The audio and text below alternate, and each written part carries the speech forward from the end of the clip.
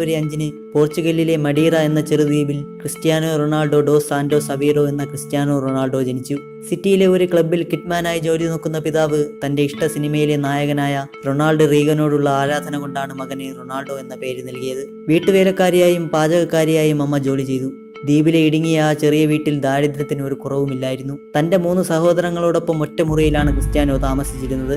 മക്കൾക്ക് കളിപ്പാട്ടങ്ങൾ വാങ്ങി നൽകാൻ പോലും മാതാപിതാക്കളുടെ കയ്യിൽ പണമില്ലായിരുന്നു. ക്രിസ്മസിന് പോലും ഒരു സമ്മാനം ലഭിക്കാത്ത ബാല്യകാലം. എല്ലാത്തിനുമുപരിയായി മദ്യപാനത്തിനടിമയായ പിതാവും കുഞ്ഞു ക്രിസ്റ്റിയെ വിഷമിപ്പിച്ചു. ഒരു ദിവസം അച്ഛൻ ക്രിസ്റ്റിക്ക് തന്റെ ജീവിതത്തിലെ ഏറ്റവും വലിയ സമ്മാനം നൽകി. പിന്നീട് തന്റെ ജീവശ്വാസമായി മാറിയ ഫുട്ബോളിനെ ക്രിസ്ത്യാനോയ്ക്ക് അദ്ദേഹം പരിചയപ്പെടുത്തി. ഒരു മഹാതാരത്തിന്റെ പിറവി തുടങ്ങുന്നത് അവിടെ നിന്നായിരുന്നു. പട്ടിണിയും ദാരിദ്ര്യത്തിന്റെ കഷ്ടപ്പാടുകളും ഫുട്ബോൾ കളിയിലൂടെ അവൻ മറന്നു. ചേട്ടനും കസിനും ഉപയോഗിച്ച പഴകിയ ബൂട്ട് ധരിച്ച് തെരുവുകളിലും മൈതാനങ്ങളിലും ക്രിസ്ത്യാനോ പന്തിനു പുറകെ പാഞ്ഞു. ഹോംവർക്ക് ചെയ്യേണ്ട സമയത്തും ചിലപ്പോഴൊക്കെ ആഹാരം കഴിക്കേണ്ട സമയത്തും അതൊഴിവാക്കി ജനാല വഴി ഒളിച്ചു പുറത്തു കടന്ന് ക്രിസ്ത്യാനോ പന്ത് കളിക്കാൻ പോകുമായിരുന്നു. പഠിത്തത്തിനേക്കാളും ഫുട്ബോളിനെ സ്നേഹിച്ച ക്രിസ്റ്റിയെ സ്കൂളിൽ നിന്ന് പുറത്താക്കി. താൻ കൊടുക്കുന്ന പാസിൽ ആരും ഗോളടിച്ചില്ലെങ്കിൽ പൊട്ടിക്കരഞ്ഞിരുന്ന ക്രിസ്റ്റിക്ക് കൂട്ടുകാർ ഒരു പേരിട്ടു, ക്രൈ ബേബി. 8ാമത്തെ വയസ്സിൽ പിതാവ് ജോലി നോക്കുന്ന ക്ലബ്ബിൽ അംഗമായി. പണത്തിനായി ക്ലബ്ബിലെ ലോക്കർ റൂം വൃത്തിയാക്കുന്ന അച്ഛനെ വെച്ച് സഹകളിക്കാർ എന്നും ക്രിസ്ത്യാനോയെ പരിഹസിക്കുമായിരുന്നു. 11ാമത്തെ വയസ്സിൽ സ്പോർട്ടിംഗ് പോർച്ചുഗൽ എന്ന ക്ലബ്ബിൽ കളിക്കാൻ കുടുംബത്തെ വിട്ട് അദ്ദേഹം ലിസ്ബണിലേക്ക് പോയി. ലിസ്ബൺ പോർച്ചുഗലിലായിരുന്നെങ്കിലും മറ്റൊരു രാജ്യത്ത് എത്തപ്പെട്ട പോലെയായിരുന്നു ക്രിസ്റ്റിക്ക് തോന്നിയത്. അവിടുത്തെ ഭാഷാശൈലി മറ്റൊരു ഭാഷ പോലെയായിരുന്നു. ക്രിസ്റ്റിയുടെ നാട്ടിൽ നിന്നും വേറിട്ട സംസ്കാരമായിരുന്നു ലിസ്ബണിലേത്. ഇതെല്ലാം കൊണ്ട് ക്രിസ്ത്യാനോ അവിടെ ശരിക്കും ഒറ്റപ്പെട്ടു. നാട്ടിലുള്ള കുടുംബത്തെയോർത്ത് എല്ലാ രാത്രിയും കരഞ്ഞിരുന്ന ക്രിസ്റ്റിയെ മുന്നോട്ട് നയിച്ചത് ഫുട്ബോൾ മാത്രമായിരുന്നു. സഹകളിക്കാർക്ക് ഒരിക്കലും പറ്റാത്ത അടവുകൾ ക്രിസ്റ്റി കളിക്കളത്തിൽ പുറത്തെടുത്തു. പക്ഷെ ടീമിന്റെ കോച്ചുകൾ ഉൾപ്പെടെയുള്ളവർ ക്രിസ്ത്യാനോയുടെ ശരീരം വളരെ ചെറുതാണെന്ന് പറഞ്ഞത് അവനെ വിഷമിപ്പിച്ചു. അത് ശരിയായിരുന്നു. പട്ടിണി കൊണ്ടായിരിക്കാം ക്രിസ്റ്റിയുടെ ശരീരം മെലിഞ്ഞതായിരുന്നു. അങ്ങനെ തന്റെ 11ാമത്തെ വയസ്സിൽ ക്രിസ്ത്യാനോ റൊണാൾഡോ ഒരു തീരുമാനമെടുത്തു. ക്രിസ്റ്റിക്ക് കഴിവുണ്ടെന്ന് അവൻ അറിയാമായിരുന്നു. അതിനാൽ ഇനി മുതൽ താൻ മറ്റുള്ളവരെക്കാളും കൂടുതൽ കഠിനമായി അധ്വാനിക്കുമെന്ന് അവൻ ശപഥം ചെയ്തു. രാത്രി മറ്റുള്ളവർ ഉറങ്ങിക്കിടക്കുമ്പോൾ തന്റെ ഡോർമെറ്ററിയിൽ നിന്ന് പുറത്തു ചാടി ഗ്രൗണ്ടിലെത്തുന്ന ക്രിസ്റ്റി കഠിനമായി വർക്കൗട്ട് ചെയ്യാൻ തുടങ്ങി. മികച്ചവരിൽ ഏറ്റവും മികച്ചതാവുക എന്നത് മാത്രമായിരുന്നു ആ 11 വയസ്സുകാരന്റെ ലക്ഷ്യം. കഠിനാധ്വാനം എപ്പോഴും തക്കതായ ഫലം തന്നിരിക്കും. പിന്നീട് ക്രിസ്റ്റി ഗ്രൗണ്ടിലെത്തുമ്പോൾ അവൻ മെലിഞ്ഞവനാണെന്ന് അടക്കം പറഞ്ഞവർ ക്രിസ്റ്റിയെ നോക്കിക്കണ്ടത് ലോകാവസാനം പോലെയാണ്. 15ാമത്തെ വയസ്സിൽ ക്രിസ്ത്യാനോ റൊണാൾഡോയുടെ ഫുട്ബോൾ കരിയർ എന്നേക്കുമായി അവസാനിപ്പിക്കാൻ പോകുന്ന ഒരു പ്രതിസന്ധി ഉടലെടുത്തു. വൈദ്യപരിശോധനയിൽ ക്രിസ്റ്റിക്ക് ഹൃദ്രോഗം സ്ഥിരീകരിച്ചു. വെറുതെ ഇരുന്നാലും അമിതമായി ഹൃദയമിടിക്കുന്ന റേസിംഗ് ഹാർട്ട് എന്ന അസുഖമായിരുന്നു അത്. എന്തു വന്നാലും ഫുട്ബോൾ ഉപേക്ഷിക്കാൻ തയ്യാറാവാത്ത ക്രിസ്ത്യാനോ ഒരു ലേസർ സർജറിയിലൂടെ ഈ പ്രതിസന്ധി പരിഹരിച്ചു.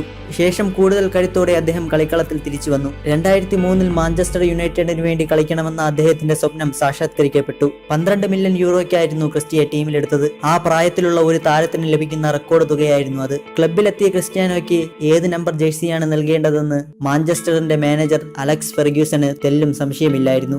George Best, Eric Cantona, David Beckham എന്നീ താരങ്ങൾ കളിക്കളത്തിൽ നിറഞ്ഞാടിയ 7ാം നമ്പർ ജേഴ്സി അദ്ദേഹം ക്രിസ്റ്റിക്ക് സമ്മാനിച്ചു. 7ാം നമ്പർ ജേഴ്സി ക്രിസ്റ്റിക്ക് എന്നും പ്രചോദനമായിരുന്നു. CR7 എന്ന ബ്രാൻഡ് പോലും പിൽക്കാലത്തുണ്ടായി. 2005-ൽ മദ്യപാനത്തെ തുടർന്ന് ക്രിസ്റ്റിയുടെ അച്ഛൻ മരണമടഞ്ഞു. അച്ഛന്റെ മരണം അദ്ദേഹത്തെ വളരെയധികം ദുഃഖത്തിലാഴ്ത്തി. പക്ഷേ പ്രതിസന്ധികളിൽ അമാന്തിച്ചു നിൽക്കാൻ ക്രിസ്ത്യാനോ തയ്യാറല്ലായിരുന്നു. കളിക്കളത്തിലെ കരുത്ത് കൂടുതൽ ആവേശത്തോടെ അദ്ദേഹം തുടർന്നു. മാഞ്ചസ്റ്ററിൽ കളിച്ച് ഒരുപാട് പുരസ്കാരങ്ങൾ നേടിയ ക്രിസ്റ്റിയുടെ അടുത്ത സ്വപ്നമായിരുന്നു മാഡ്രിഡിൽ കളിക്കുക എന്നത്. 2009-ൽ റെക്കോർഡ് തുകയായ 94 മില്യൺ യൂറോയ്ക്ക് അദ്ദേഹം റയൽ മാഡ്രിഡിലേക്ക് പോയി. ഈ നീക്കത്തിലൂടെ റൊണാൾഡോ ചരിത്രത്തിലെ ഏറ്റവും വില കൂടിയ ഫുട്ബോൾ താരമായി മാറി. വർഷങ്ങളോളം റയൽ മാഡ്രിഡിനു വേണ്ടി ബൂട്ട് കെട്ടിയ ക്രിസ്ത്യാനോ 2018-ൽ ഇറ്റാലിയൻ ക്ലബ്ബായ യുവന്റസിലേക്ക് പോയി.